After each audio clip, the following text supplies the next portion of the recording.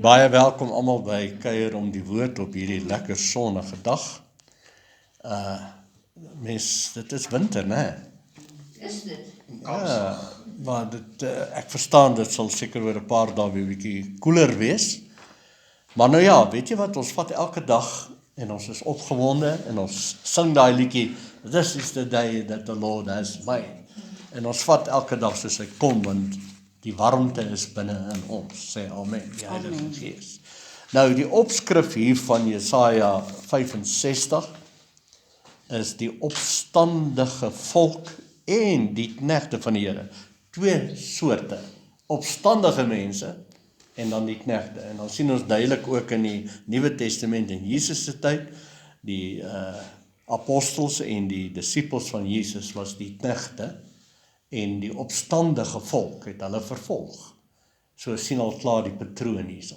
En selfs dan in die tyd van Jesaja se voorspellings is vir die tyd waarin hy is, so 100 jaar verder wat die Babyloniese ballingskap gewees het, maar dit wys dan ook heeltemal verder na Jesus se tyd.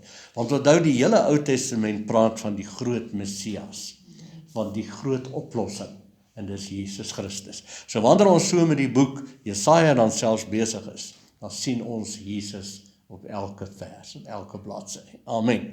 Pastoor Mimpie, jy het soveel moeite gedoen soos gewoonlik. Ek is so opgewonde. En vanoggend het jy gesê dat jy het 'n wow klompie goed gekry.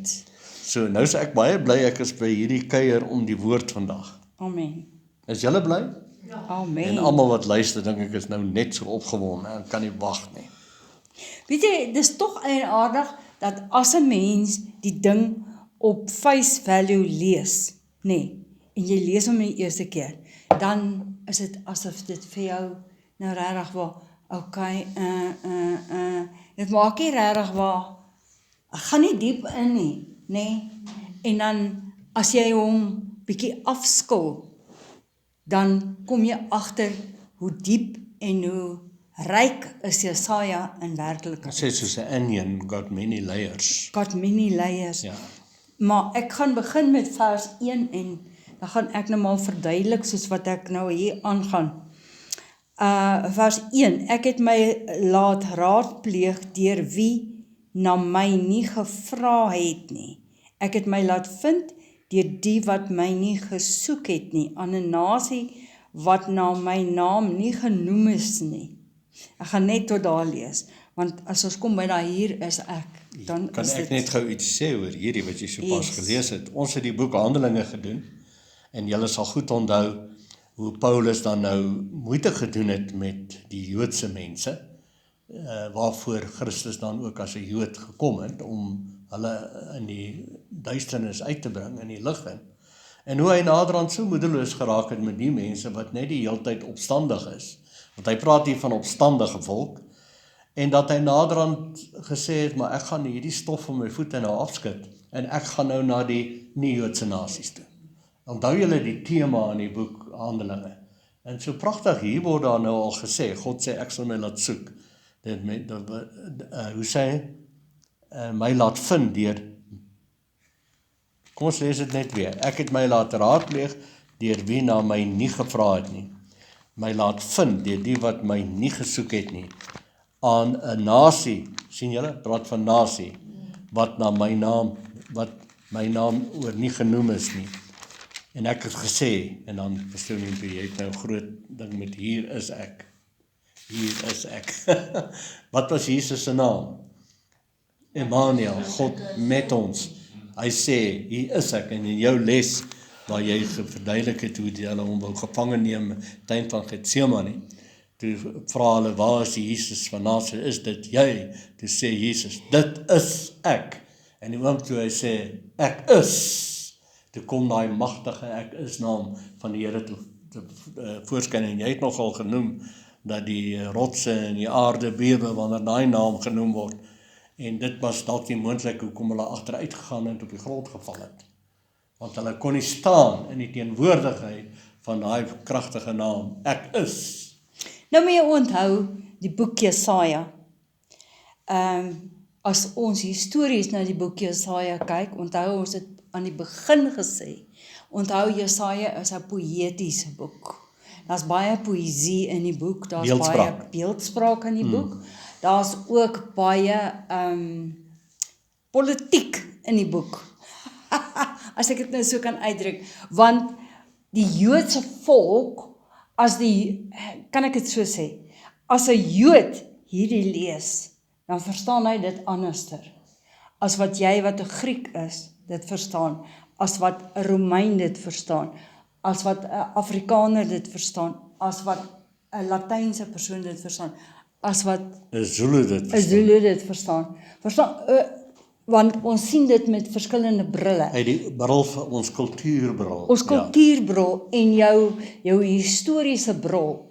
So, verskillende mense, en nou wil ek net sê voordat ons begin, verskillende mense interpreteer hierdie laaste 2 hoofstukke op 30 verskillende maniere.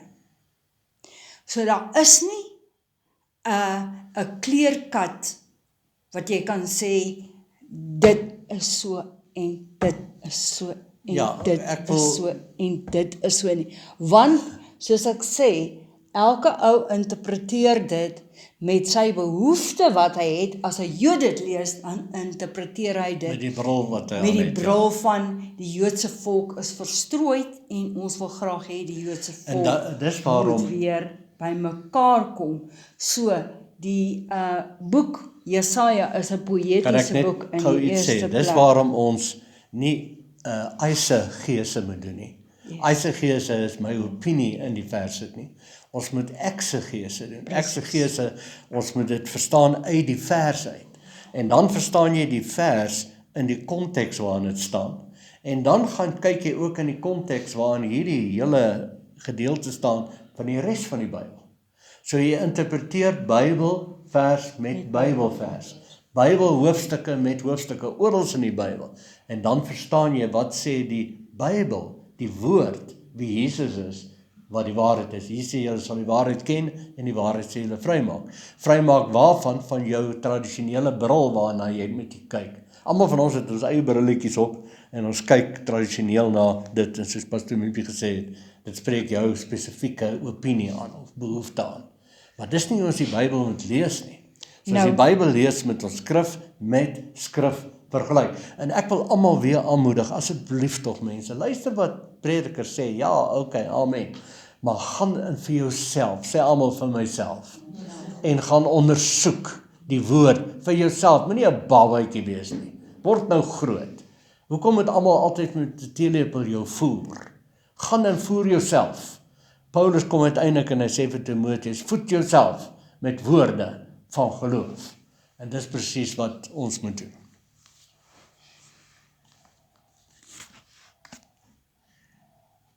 Nou is daar stilte. Hoe ek is so lief vir stilte. Ek is verlief op stilte. Stilte. Silence is golden. Nou, dit wat pastoor Jan sê is heeltemal korrek. Ek wil hom 'n bietjie hoër vat as selfs dit. As ons dit kan regkry om uit God se perspektief uit die hele storie raak te sien, dan het ons by die waarheid uitgekom. Ja, die Heilige Gees 1 binne in ons, Korintiërs né? 13 sê, nou sien ons deur 'n spieël in 'n raaisel, maar eendag van aangesig tot aangesig. So, as ons dit kan regkry om die hele storie hier op die aarde raak te sien, soos wat God dit raak sien, dan eers verstaan jy waarom het Jesus Christus gekom en wat is die werk wat hy kom doen. Ja, en dis hoekom die Heilige Gees, En dan die Gees die van die waarheid beste genoem manier, word, ja. die beste manier om hierdie hele laaste 2 hoofstukke te verstaan, is op 'n geestelike manier, nie 'n fisiese manier nie. Nou baie mense word vasgevang aan die fisiese. Ek wil weet, daar gaan nou fisies in Jerusalem dit gebeur. En fisies in Jerusalem gaan hulle nou weer probeer om 'n tempel te bou. En fisies gaan hulle nou in Jerusalem weer offers begin bring. Fisies. En hoe sien hulle dit? Hulle sien dit van onder af boontoe. Hoe moet hulle dit sien? Van bo af onder toe. Uit God se oogpunt. Uit God se oogpunt uit. Dan sal jy dit nooit verkeerd verstaan nie. En daarom dit is baie moet 'n ou belangrik. beeldspraak in die Bybel snap en verstaan, want dieselfde beeldspraak gaan regdeur tot Jesus dan, wat ook beeldspraak gebruik, wanneer hy praat van die oordeel wat kom. Goed. Nou, so vers 1 sê hy, ek het my laat vind deur die wat my nie gesoek het nie, aan 'n nasie wat na my naam nie genoem is nie.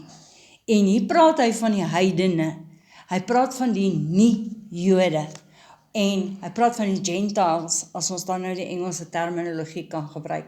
En die Gentiles is die nuwe nasie, dis die nuwe volk, amen, wat nie bestaan uit 'n etniese groep nie, maar dit bestaan uit 'n geestelike groep uit, wat die gees van God in hulle harte het. Kyk, die ou verbondsvolk was die Joodse volk, en die nuwe verbondsvolk is alle nasies ingesluit, en dis waarom Paulus dan uiteindelik sê, in Christus Jesus is daar nie 'n Griek nie, is daar nie 'n Jood nie, is daar nie eens man of vrou nie, almal is nou een. So daar's nie meer politiek nie, jy dink so en jy dink so nie. Daar's net een, Christus sienswyse. Amen. Goed, nou kom ek by, wat na my naam nie genoem is nie, het ek gesê, nou, in die Engels, hier is ek, is in die Engels, behold, en dit is 'n ander woord as om te sê, hier is ek.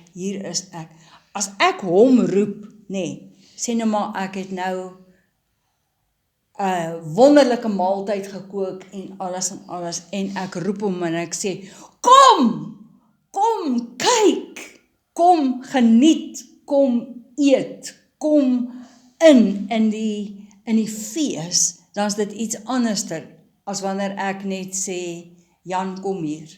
Verstaan julle wat ek sê? So behold beteken, behold staan op aandag. Kom in my teenwoordigheid in, sê die Here. En nie net kom in my teenwoordigheid in nie, maar kom in my natuur in, en wie is God? As ons dan hom sien soos wat hy werklik is, hy is alomteenwoordig, hy is alwys, hy is almagtig, hy is al die natuureienskappe van God. Dis wat hy hierso sê, behold, hier is ek. En hy sê ook hier, behold, hier is ek die skepper. Die skepper. Hy het nooit opgehou om die skepper te wees nie.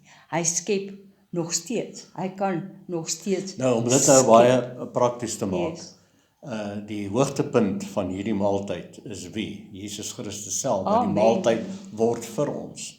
En dan in Johannes 6, dan kom hy en dan sê hy, ek is die maaltyd.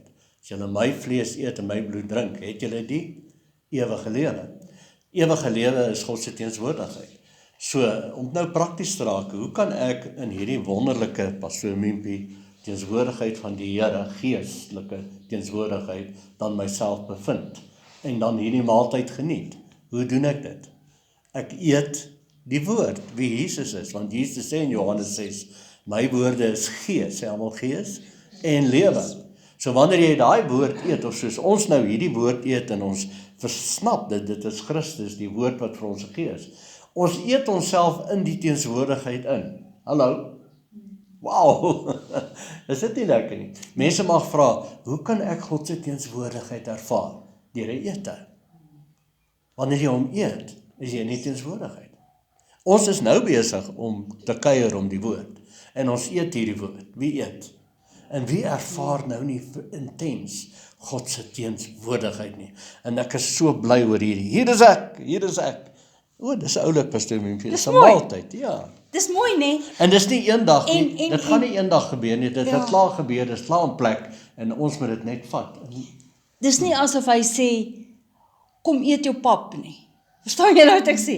Hy sê, behold, staan op aandag. En Hier's nou- die feesmaal. En nou eet jy Dis groot. Nou eet jy hierdie Ja. voedsel en daar's 'n segswyse. Jy is wat jy eet. Yes. Kom nou, jy is wat jy eet. Amen. So wat jy eet is wie jy is. En dan kom Salomo en sê, soos jy dink, so is jy. So as jou kop gevoed is met hierdie woord, en dit is jou denkswyse, dit neem jou denkswyse oor, dan het jy nie meer 'n kulturele bril op nie. Jy het nou 'n Christusbril op. En jy kyk na mense met 'n nuwe oog. En omdat jy nie teenswoordigheid is, beleef jy daai teenswoordigheid. En jy is nou daai boom wat geplant is by waterstrome, wat vrugte dra op die tyd. Wat se vrugteglas is by 22 vrugte. Ons moet onthou, as jy graag hier wil in hierdie vers dalk 'n notaatjie maak, dat God met al sy natuureienskappe, En dis pragtig daai, ja. dis wat hy sê, hier is ek. Hier is ek in my alwetendheid, En- hier is ek in my almagtigheid, hier is ek in my tydloosheid, hier is ek in my volliefdigheid. En nou eet ons dit. Sy hele natuur. So, God se hele, his whole presence, soos ons sien in die Ou Testament, as jy in Kronieke gaan kyk, waar hulle die inwyding van Salomo se tempel gehad het, en wat God op die toneel verskyn het.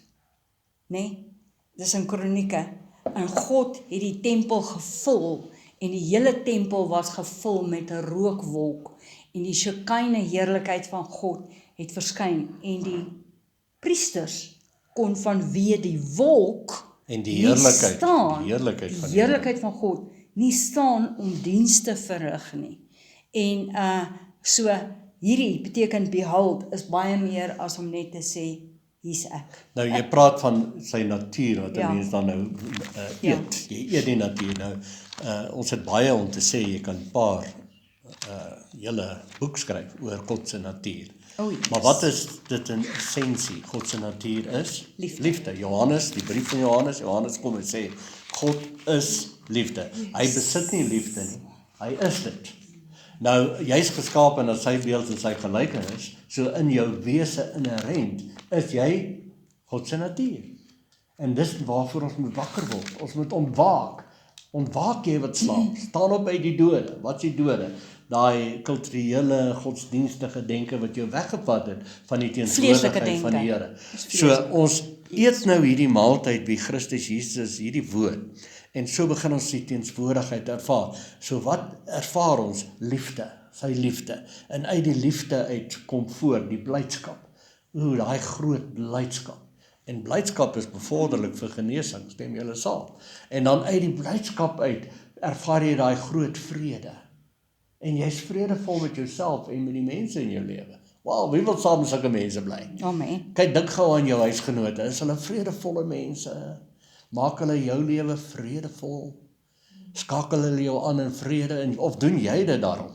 Okay, met hulle. En dan was die volgende ene daar soos vriendelikheid. Ek is so, man, in my huis is ons soveel vriendelikheid. Pastoor Mempie se vriendelikheid, laas my beteken sommer om. So vriendelik is hy. Weet jy, ek kan nie op my voete staan nie, so vriendelik is hy. En dan geduldig, né? Wie van julle hou van geduldige gesinsgenote? Of is jy ten minste geduldig? Yes. Alles voortvloeiend uit hierdie ek is liefde van die Vader. En dan goedheid en bedagsaamheid en opmerksaamheid en selfbeheersing is al hierdie pragtige natuur van ons hemelse Vader, wat se teenswoordigheid ons nou geniet, en hoe meer jy in daai teenswoordigheid vertoef, hoe meer vryf dit af op jou. En hoe meer jy die woord eet, wat wie hy is, hoe meer word jy dit. Hallo, daar is die oplossing. Ek wil net gou die skrif hier noem, terwille van die mense wat luister. Dis 2 Kronieke 5, vers 13 en 14. 2 Kronieke 5, vers 13 en 14. En toe die trompetblasers en die sangers almal saam eenstemmig begin om die Here te prys en te loof, en net toe hulle die stem verhef met die trompette en met simbale en met musiekinstrumente en met loof die Here, want hy is goed, want sy goede tierenheid is tot in alle ewigheid. Die van julle wat die toolbox gedoen het, weet dat hierdie, loof die Here want hy is goed, sy goeie tierenheid is tot in alle ewigheid, is Jada. Ja, die toolbox wat Pastoor Mimi van praat is die Daders van die Woordskool, Dis Jada. wat ons 16 onderwerpe al aangeraak het, en dis praktiese bedieningstools wat ons kan gebruik, gereedskap, sodat elkeen van ons voltydse bediening kan uitleef. Amen. En daai was 'n baie mooi les. Wat 'n les, Dom, hoeveel was dit gewees? Ek is so bly daar's mense wat 'n toolbox saam met hulle dra. En dit is Kan ek gou verder lees? wat het een van die toolbox het jy nou van gepraat? Wat ons Ek praat van loof en prys. Is die huis van die Here, vervul met 'n wolk, en die priesters kon vanweë die wolk nie staan om diens te doen nie, want die heerlikheid van die Here het die huis vervul.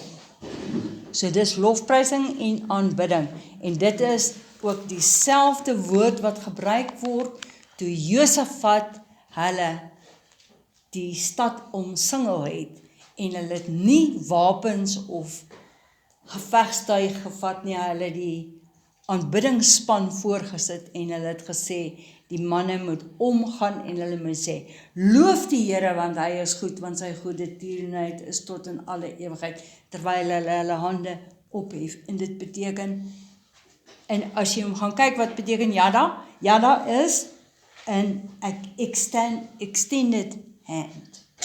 Ja, pragtig, en ons het daardie, ek het nou die plek gekry, Pastoor Mimi, dit is les 5, gebed. Yes. Onder gebed het ons een afdeling gehad, want deel van gebed is aanbidding, om die Here te loof en te prys, met selfs musiekinstrumente, en met die jadas is die hande wat uitgestrek is na boontoe, opgegooi is in die lug. Verlengde hand. Ja, en dit bring, wat vir my mooi daar is, die eensstemmigheid wat jy daarvan gepraat het. Wanneer ons kan eensstemmig wees, die eenheid kan ervaar. En die eenheid kan jy net ervaar in die teenswoordigheid van die Vader, want die Vader, Seun en Heilige Gees is een. En Jesus het Johannes 17, jy daai nogal kwaai geluiber op 'n stadium in die lesse wat jy aangebied het. En dit waar Jesus gesê het, Vader, maak hulle een, soos ons een is. Nou, as 'n mens nou in hierdie eenheid inbeweeg van sy teenswoordigheid, deur sy eenheidswoord, hierdie is 'n eenheidswoord, stem weer saam, dit bring ons almal saam. Wat veroorsaak verdeeldheid? Ja, ek het my kultuur, nee, ek het my kultuur. Nou, ek het nou onlangs daar iemand ontsettende musiek gespeel, want so erg, dat ek kon nie slaap nie, tot 5:00 die oggend toe. En ons moes die Sondag nogal hier wees vir 'n diens. En ek gaan die volgende dag, nadat ons uit die diens uitgekom het, stap ek na die mense te 'n ordentlikheid, want hulle gaan toe nog steeds aan. Ek sê vir hulle, weet julle, ek gee nie om as julle kuier en so aan nie, maar ons kon nie slaap gisterand nie, want julle speel so, hy sê vir my, sorry, this is our culture. Ek sê vir hom, no, I haven't got a problem with your culture.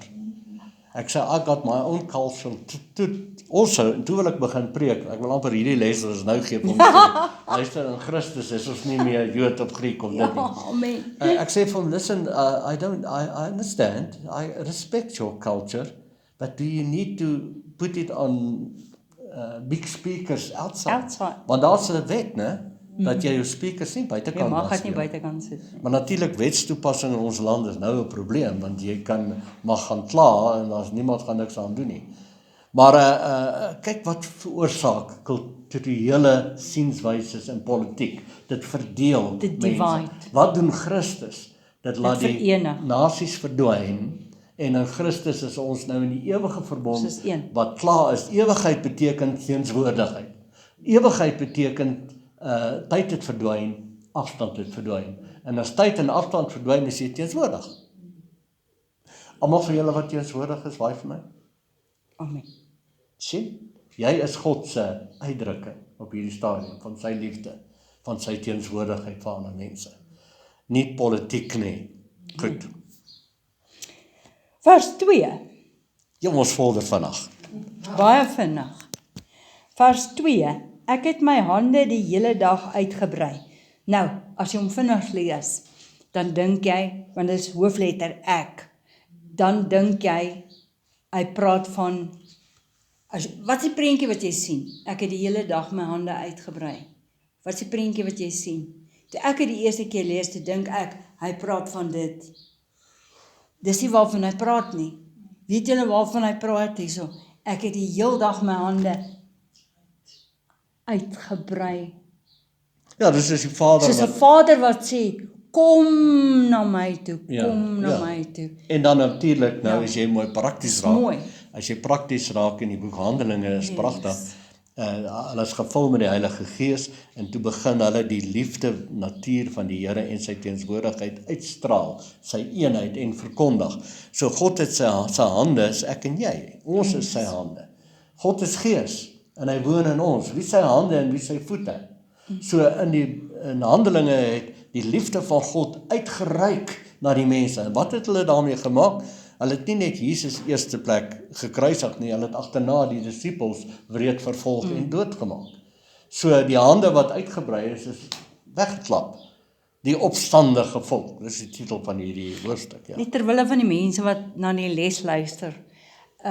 Ek het my hande nou uitgestrek, asof jy, So na ons toe, ja. Iemand 'n druk wil gee. asof iemand 'n kind na jou toe moet hardloop, en jy daai kind in jou arms gaan vasvang. So hierdie hande wat hy hier uitgebrei het, Ja. praat dan nou van soos 'n verlore seun wat terugkom na sy vader toe vir 'n drukkie, nee. So dit is die beeldspraak wat hy hier het.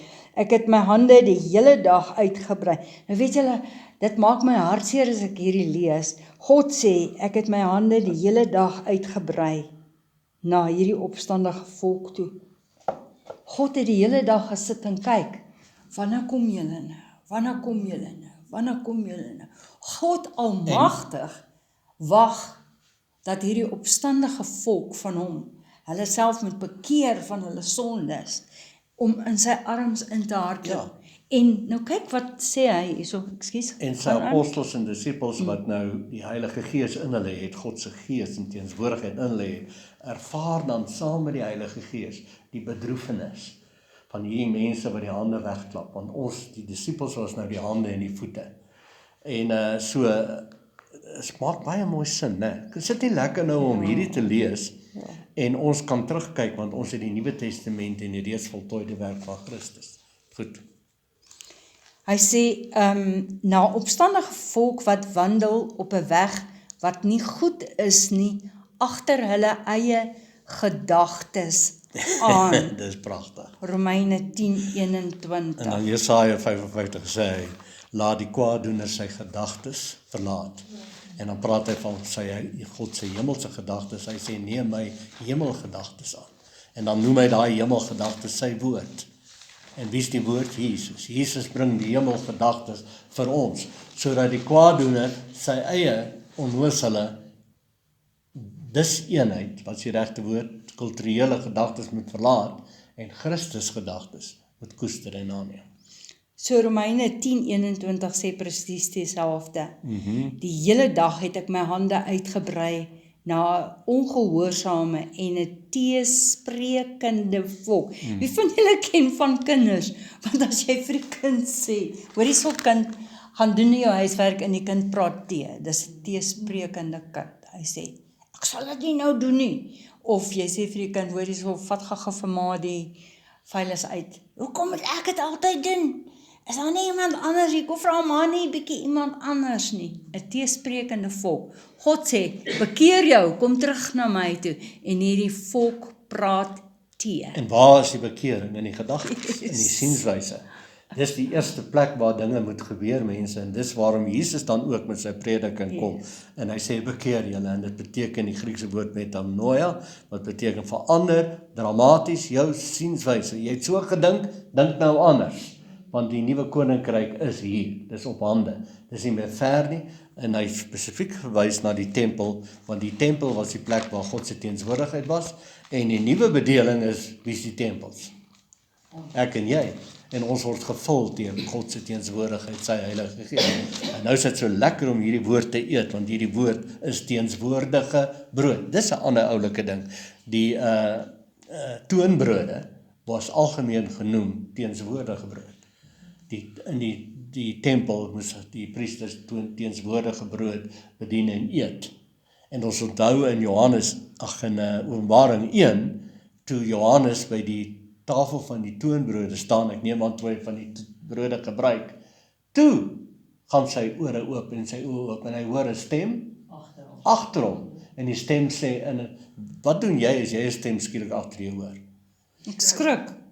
As jy alleen in jou huis is en daar's niemand nie, dan in die nagte dan hoor jy Elisa se klavier, naggeluide, hoeveel jy weet, en jy stoksiel alleen, en skielik is hier 'n groot donderende stem agter jou. Ek seker van jy sal nie normaalweg aangaan net waarmee jy besig is nie. Jy gaan soos 'n blits omspring en omdraai. En nou in Jesaja is daar natuurlik ook, in hierdie selfde Jesaja, is daar 'n skrif wat sê, hulle sal 'n stem agter hulle hoor. En dis die weg. So jy moet omdraai. En vir my is dit so duidelik in die boek Openbaring 1, jy moet omdraai om te kyk wat het reeds gebeur. Nou die Openbaring is na wat? Die grootste teken van alle tekens, gebeurtenis van alle gebeurtenis, toe Jesus aan die kruis gehang het en ons almal by hom ingetrek het. So hy sê, draai om en kyk wat het klaar gebeur.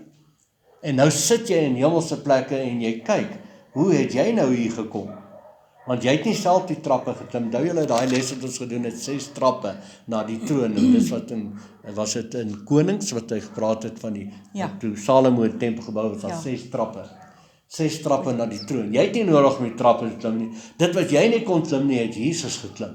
Vir jou en as jou. En het jou by die kruis ingeneem. En al die werk wat hy daar gedoen het, is nou op jou rekening.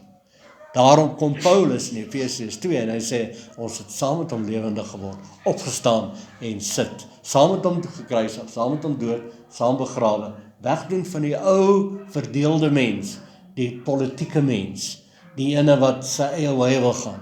En ons kom nou in die lewendig word, opstand sit van Christus, en nou het ons sy lewe.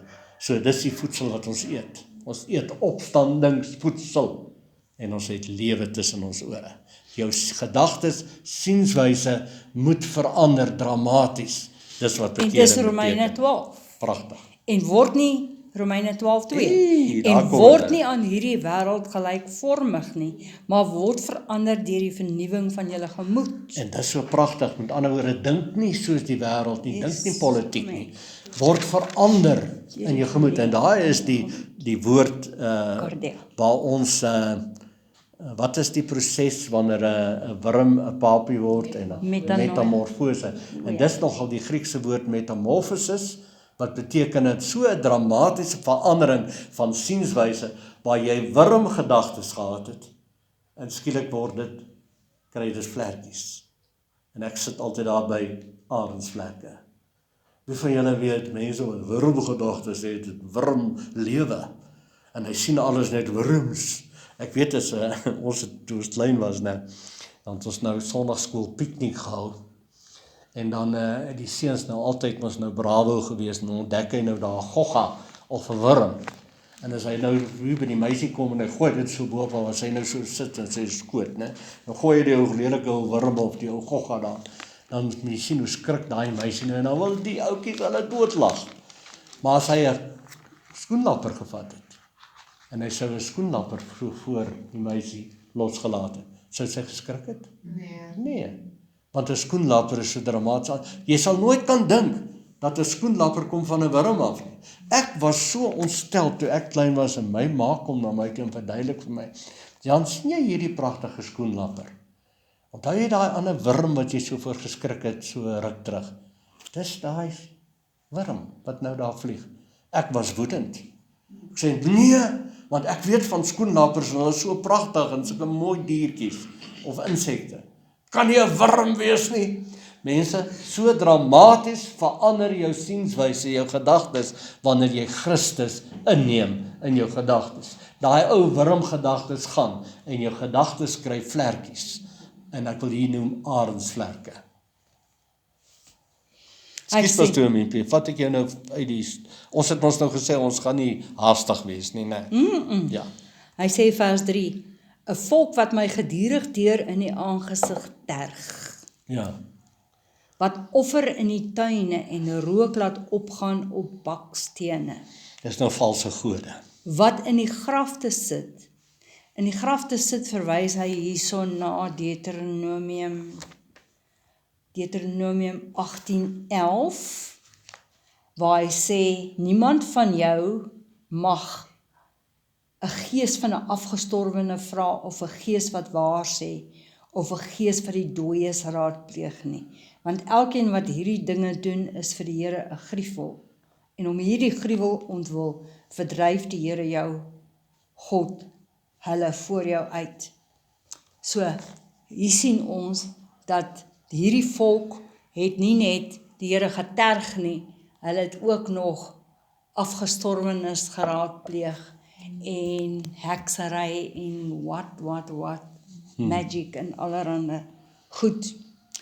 Nou ja, jy sien Wat in die ons grafte mag nie sit. varkvleis eet nie, né? En vernag in verborge plekke, wat varkvleis eet, en daar's brokke onrein vleis in hulle skottels. Sien. Onder die Joodse wette was hulle nie toegelaat gewees om varkvleis te eet nie, omdat varkvleis van 'n onrein dier af is, en daar is spesifieke wette wat die Here vir die Jode daar gestel het. En dit was om hulle te beskerm, want in daardie jare was daar nie vrieskaste nie, daar was nie yskaste nie. Daar was ook nie gesondheidsinspekteurs wat die varkvleis kon Gesondheidsinspekteurs nagaan en seker maak as dit nie masels het nie. Yes. Jy al gesien hoe werk dit by 'n slagpaal? Yes. Die stukke vleis hang so daar, dan kan hulle nou nie daai vleis verder verwerk nie. Hulle wag nou eers vir die gesondheidsinspekteur. En my pa was 'n slagpale superintendent, en hy was baie frustreerd partykeer, want die werk moet nou klaar kom en nou wag hulle vir die gesondheidsinspekteur. Hy moet nou eers kom en die vleis nou deurgaan en kyk of dit masels het. So, jy's heeltemal reg. En daai dae het hulle nie sulke goed gehad nie, so die Here het hulle beskerm. Nou, mag ons vandag varkvleis eet? Dis nogal 'n interessante vraag. Daar's sekere kerke wat natuurlik dink jy is absoluut boos as jy varkvleis eet. Ek dink iewers in die Nuwe Testament het Paulus ook gesê, wat jy heilig ag is heilig, en wat jy onheilig ag is onheilig. En as jy daaroor bid, dan is dit heilig. So ons moet nou net ons common sense gebruik, en as jy varkvleis gaar maak, moenie rou varkvleis Maak dit gaar. Baie mense is so lief om beesvleis, die ouwe daar van die bloed van ons so uitloop, né? Moet dit asseblief nie met 'n vark of selfs 'n hoender doen nie. Want 'n hoender kan jy ook salmonella kry en sulke goed, né? Soos ek maak myne maar altyd baie goed gaar, selfs my beesvleis. Want as jy nie beesvleis goed gaar maak nie, kan jy wurms kry. Hallo? En iemand sal sê, ja, maar ek het 'n paar wurms nodig en ek raak nou so vet, dat die wurms bietjie help eet, sal my eet. Okay, dis maar net. Nee, dis maar net vir die interessantheid, Ja. maar dit was spesifiek vir die Jode gewees, om nie onrein So vleis jy te kan maar eet jou nie. varkvleis eet, bid net Jy mag daaroor, maar. onthou alles wat ons eet, sê ons dankie vir die Here, Yes, en sorg net asseblief tog dat dit goed gaar is, hoor? Vers 5, wat sê, bly daar, kom nie naby my nie, want ek is heilig vir jou. Hierdie mense is 'n rook in my neus, 'n vuur wat die hele dag brand.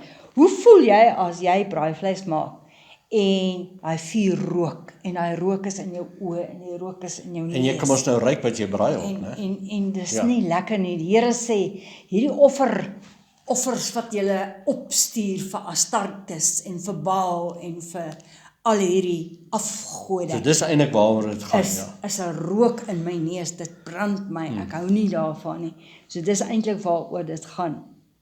Nou as ons dit nou prakties maak vandag, ons doen nou nie sulke goed seker nie, maar ek wil vir jou dit sê, wanneer jy jou kulturele gedagtes of jou wêreldsgedagtes wat jy het, wat nie skriftuurlik is nie, bo God se gedagtes ag, dan is jy besig met afgoderry. Stem julle saam?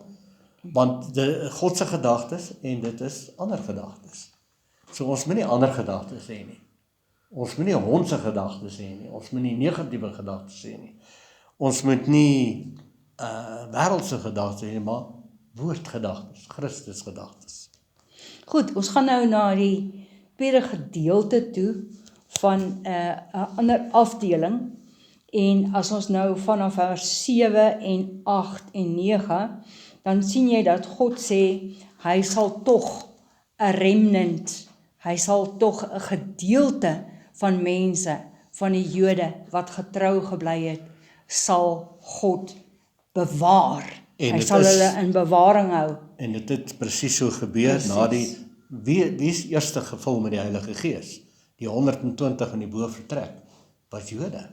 Daar was seker dalk 'n paar nie Jode by, ek is nou nie baie seker nie, Pastoor Miepie, maar hulle is aanvanklik die gevul met die Heilige Gees, hulle word die tempels van die Here, en hulle gaan dan uit, en hulle bereik almal. Eers werk hulle onder die Jode, en soos ons al reeds genoem het, toe Paulus baie frustreerd raak, toe sê hy, nou skud ek my stof van my voete af, julle wil nie luister nie, julle opstandige, hardhoorige volk, ek gaan nou na die ander nasies toe, en hy word dan die apostel van die heidense nasies genoem. Vers 7, Weet jy moet nou eers vir ons vers 6 lees. vers 6. Kyk, dit staan voor my aangesig geskrywe, ek sal nie swyg nie, ek hoofletter, tensy ek hoofletter dit vergeld het. Ja, ek sal dit vergeld in hulle boesem. Julle ongeregtighede en die ongeregtighede van julle vaders tesame, sê die Here, dat hulle offerrook laat opgegaan het op die berge en my smaadhede, my hoofletter, aangedoen het op die heuwels. Ja, ek sal voor alles hulle loon in hulle boesem toemeet. So hier sien ons dat God sê, omdat julle weg is van my af, sal ek toelaat dat julle swaar kry. Ek sal dit toelaat, want julle wil nie hoor. Ja, en weet jy wat baie mooi was? Is wat ons Jesus doen met praat ons van kind. oordeel, dan Yes. sê hy iets baie belangriks. Hy sê, wat die kop van vol is, op die hart, kop sal hy ding, van vol is, loop die mond van oor. En nou sê hy, uit jou mond sal jy vrygespreek word. En uit jou mond, wie se mond? Jou eie mond, sal jy veroordeel word. So waar kom dit vandaan, wat jy uit jou mond uit laat kom? Kom uit jou gedagtes. So as jou gedagtes nie bekeerd is nie, vol Christus is nie, wat gaan uit jou gedagtes, jou mond uitkom? Klomp bolie, klomp nonsens, klomp seermaak gedagtes, pynende gedagtes. Jy gaan almal om jou seermaak en in die harnas injaag. So verstaan julle dit. So waar moet die groot verandering kom? Tussen die ore, en ek noem altyd daai tussen die ore. Jy weet wat's tussen jou ore. Kom, sê gou vir my, wat's tussen jou ore? Daai grys materiaal wat ons brein noem, né? Of daai dinkapparate van jou, apparatus. So dis die plek waar die groot verandering moet plaasvind, mense. As jy nie daar verander nie, gaan jy nooit verander nie. Soos jy dink, sê Salomo, ek dink dis Spreuke 23 vers 7, so is jy. As a man thinketh in his heart, so is he. Jy kan nie anders wees nie. Dis wie jy is. En dis baie maklik om uit te vind wie is elke een van ons. Praat net 'n paar woorde, en iemand wat skerp is, iemand wat reeds vol van die woord is, wat die woord ken, wat elke gedagte al reeds gevange geneem het en gehoorsaam gebring het aan Christus. Romeine 2 Romeine hoofstuk 10 staan dit so, wat nou bedrewe geraak het in die swaard van die Gees, kan vinnig hoor wat iemand sê, paar woorde, en jy weet presies waar daai persoon is. Hallo julle. Amen. Hy kan net sy mond oopmaak en 'n paar sinnetjies praat. Sê altyd, ek sien hierdie persoon se gedagtes vol nonsens. Vol pyn. Ken julle my pyn? Hallo? Is julle met my? So mense, kom ons raak nou die Christene. Kom ons maak God baie bly. En hy sê, julle terg my. Julle hou aan nonsens aanjag. Julle wil nie luister nie. Ek het my hande na julle uitgebrei. Ek wil julle omhels, maar julle wil nie. Nou sê hy, uit jou mond sal jy veroordeel word, maar jy kan ook uit jou mond vrygespreek word. Romeine 10, met die mond bely ons, sê ons die oorwinning, die oplossing. Vang julle? As jou mond nonsens praat, gaan jy aanhoudend in nonsens bly. En hoe meer nonsens jy praat, hoe meer gaan dit opkom en groei, en hoe meer nonsens gaan jy hê.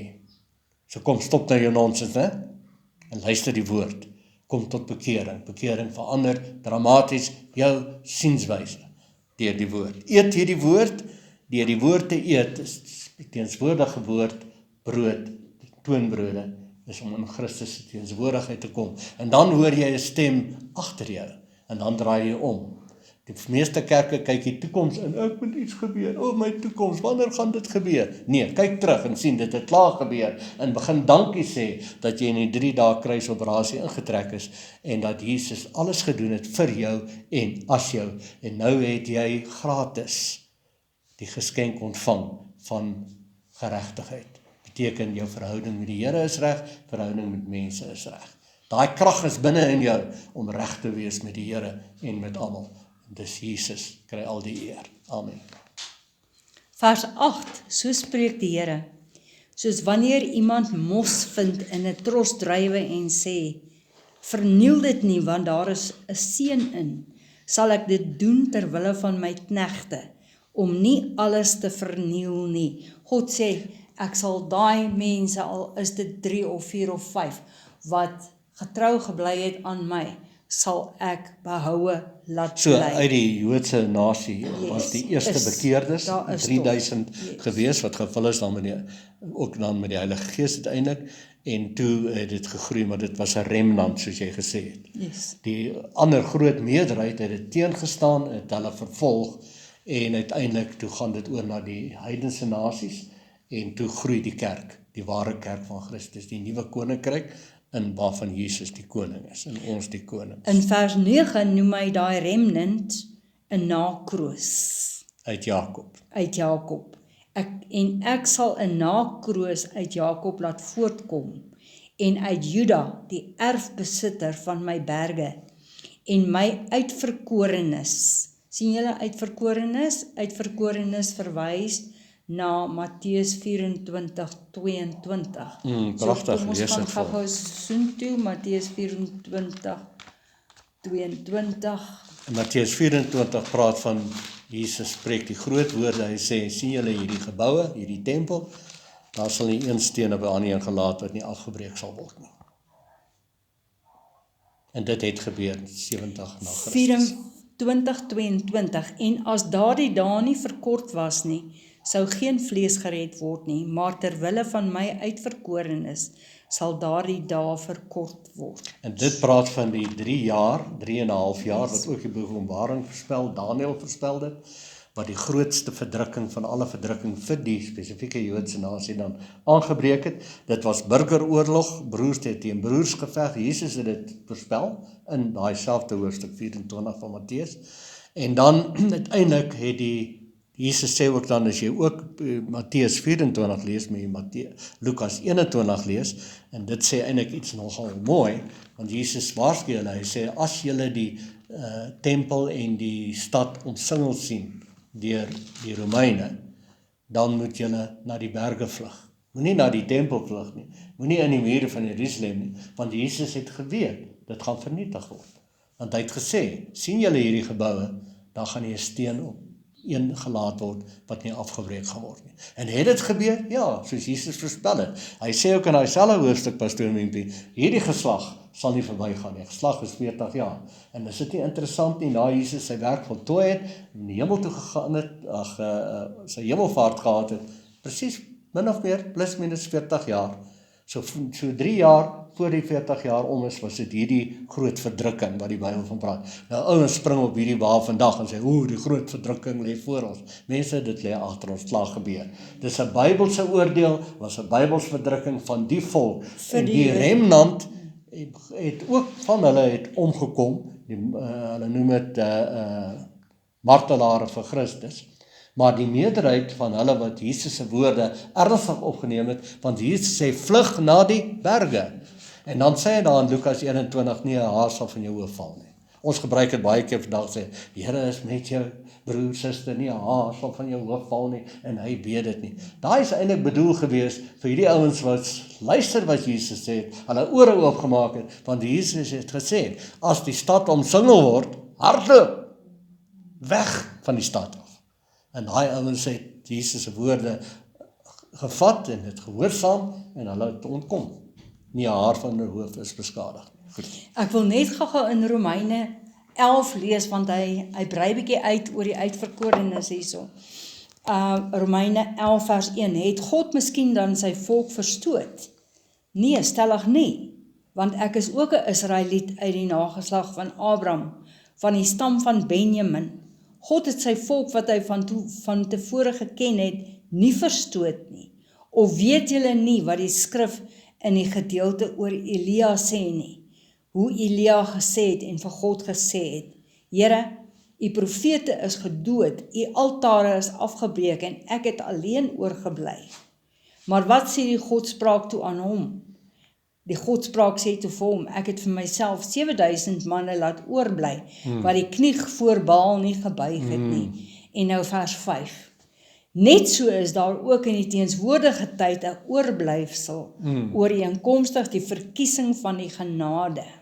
So, daai is nou, dis die oorblyfsel wat nou ingekorporeer is in die nuwe verbond, saam met die alle nasies. Daar's nie meer Griek nie, daar's nie meer Jood nie. Almal is nou een gemaak.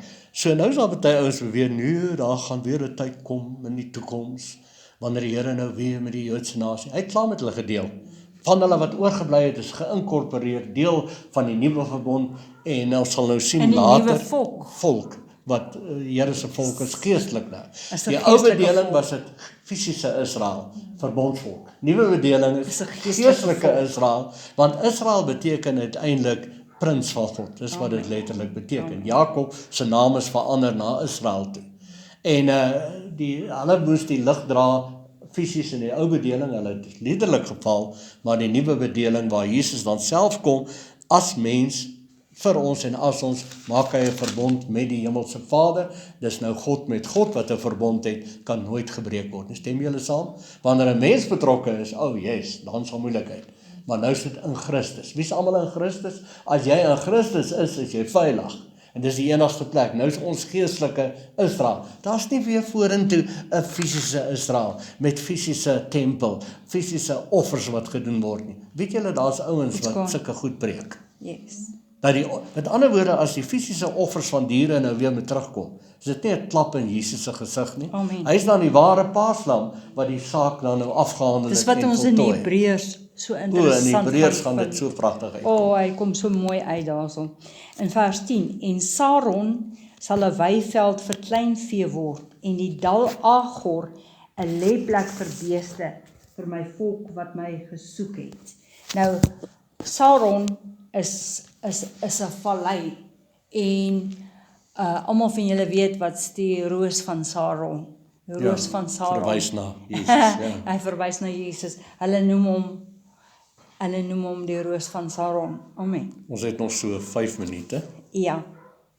Vir my volk wat my gesoek het, maar julle wat die Here verlaat, wat my heilige berg vergeet, wat 'n tafel dek vir die geluksgod, en 'n mengsel inskink vir die godin van die noodlot. Ek sal julle bestem vir die swaard, en julle almal sal buig om geslag te word. Daai buig is wanneer iemand sy kop laat sak, sodat die swaard kan val. Die gelatine se nek kan afsny. Ja. En omdat ek geroep het, maar julle nie geantwoord nie. Ek gespreek, maar julle het nie geluister nie. Maar gedoen wat verkeerd is in my oë, en verkies het om my nie te behaag nie. So daar moet ek dink ons nou so 'n bietjie stop. Yes. En weer pragtig sien ons die beeldspraakies, en dan uiteindelik as ons dan daai selfde Matteus 24 lees, dan kom Jesus in die finale en hy kondig die oordeel aan. Hy gebruik dieselfde beeldspraak wat Jesaja gebruik, wat die ander profete gebruik, en van die wolk, hy kom op die wolk. Onthou julle al in die begin het ons gepraat van die vinnige wolk waarop hy kom? Jy kan gou, jy het presies, so 'n paar minute. Wat wil jy doen? Jy het vanoggend vir ons sê daar's 'n wow faktor, wil jy iets daarvan sê? Hier is. Nou wow vir ons, jong. Maar dis wanneer hy praat van nuut.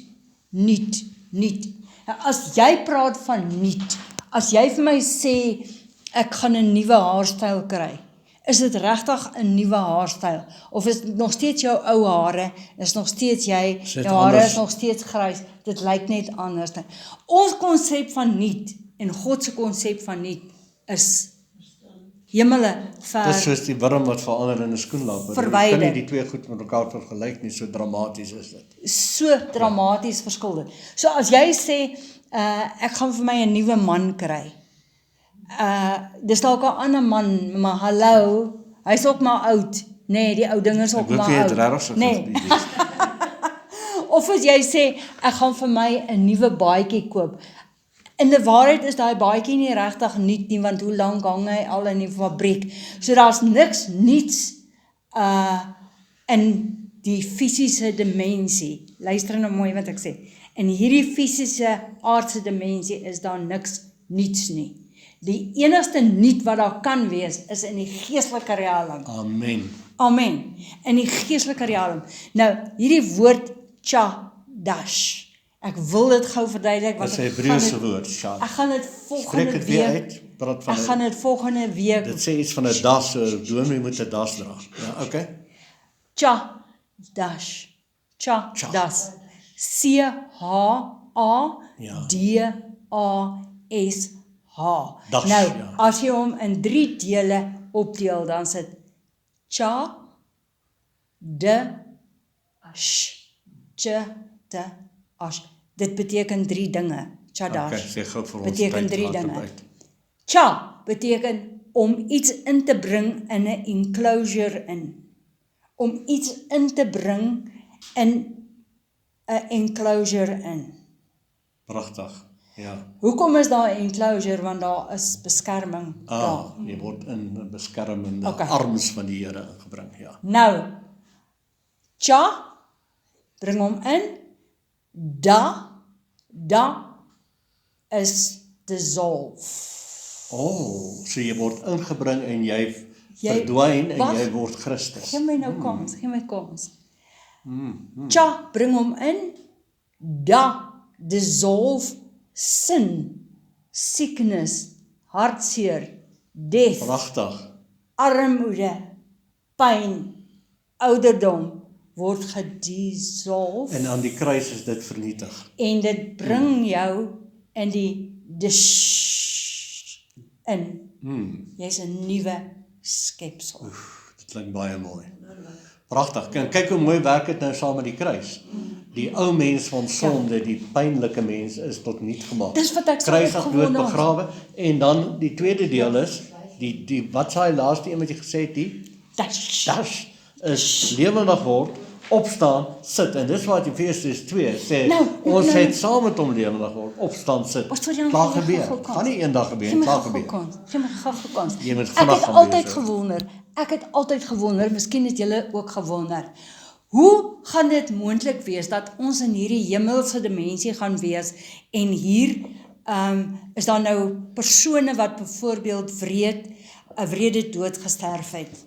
Hoe gaan hulle dit geniet in die ewige dimensie? Dit gaan doorswalg word, dissolve, wat sy Dit woord. word die droefheid, die pyn, die hartseer word gedissolf. Maar pastoor Mimpie, nou wil ek net vinnig 'n laaste En dan- enetjie ingooi. En dan in die gees is dit nou God se nuutheid. En nou gaan jy nie meer van onder af boontoe kyk nie. Ja. Jy gaan van bo af Die onder vraag toe is, kyk. moet ons wag dat dit gebeur of het dit klaar gebeur? Pastor Jan, Ons kan dit nou begin Pastor ervaar. Jan, dit is beskikbaar vir almal wat in die gees Wat dit wil vat. Gaan jy dit vat? Wie wil dit vat? Yes, amen. Wie wil dit vat, mense? En dit kom by jou gedagtes. Jou gedagtes moet gesond word, moet geestelik word.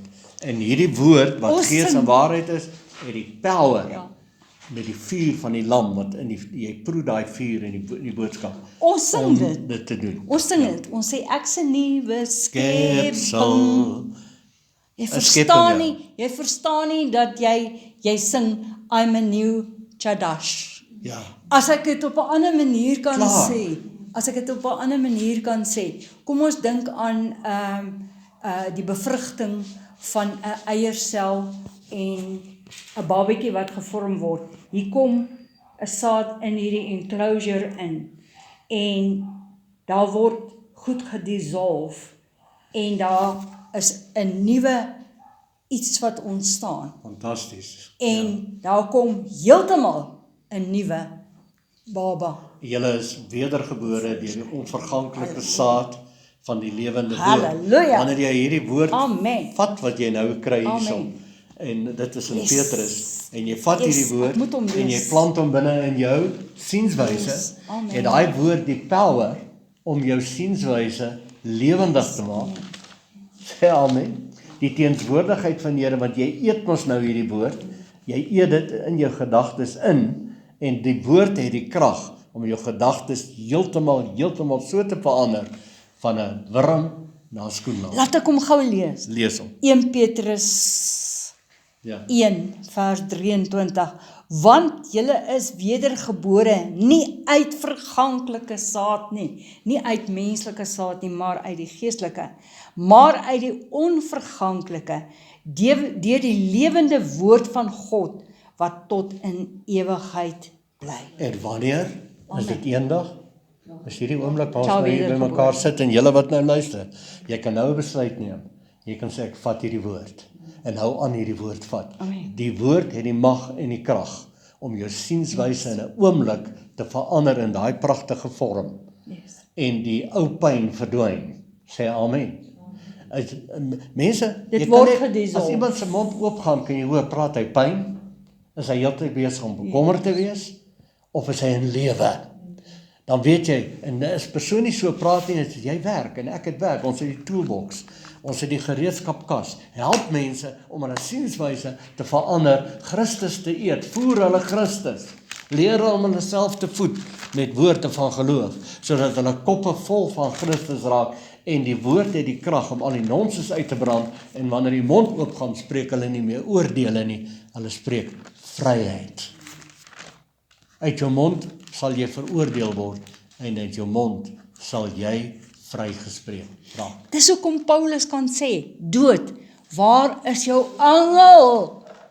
Doderyk, waar is jou oorwinning? Dis klaar voltooi in die 3 dae Dis kruisoperasie. gedissolve. Jy's daarby ingeneem. Halleluja. Kom ons sê dankie daarvoor en kom ons vul ons gedagtes daarmee. Al wat ons nodig het is kennis van Christus. Sy reeds voltooide werk. Dit te vat, dit te koester, jouself te voed daarmee en te sien hoe jou hele lewe verander. En hoe jy uit jou mond uit aangename, soutbesprinkelde woorde kom en hoe jy almal om jou bedien met Christus en jou lewe is 'n lieflike geur en 'n baie mooi kleur vir almal. Vader, dankie vir u woord vanmôre. Dankie Vader dat ons so kan kuier om u woord. Ons wil nie ophou daarmee nie. Ons wil sommer die hele dag daarmee besig wees. Ons gee al die lof en al die prys, Vader. In Jesus naam. Amen. Amen.